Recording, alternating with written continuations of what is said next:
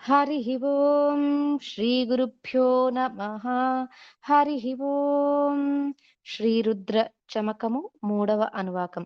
ॐ शञ्च मे मयश्च मे प्रियञ्च menu कामश्च मे कामश्च मे सौमनसश्च मे भद्रञ्च मे श्रेयश्च मे वस्यश्च मे यशश्च मे भगश्च मे द्रविणं च मे यन्ता च मे धर्ता च मे क्षेमश्च मे धृतिश्च मे विश्वं च मे महश्च मे संविच्च मे ज्ञात्रं च मे सुश्च मे प्रसूश्च मे क्षीरं च मे लयश्च मरुतं च मे अमृतं च मे यक्ष्मं च मे नामयश्च मे जीवातुश्च मे दीर्घायुत्वं च मे न मित्रं च मे अभयं च मे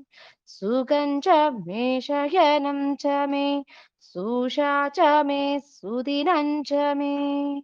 हरिः ओम् श्रीगुरुभ्यो नमः। हरिः ओम्।